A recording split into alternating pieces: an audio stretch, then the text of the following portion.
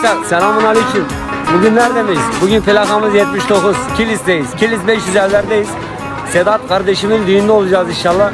Şero Allah'ına vurma kardeşim benim. Teşekkür ederim canım benim. Baş tacısın. Kardeşim senin Allah'ına vurman. Hakkını helal et bize. Helal hoş olsun kardeşim. Sağ ol baba.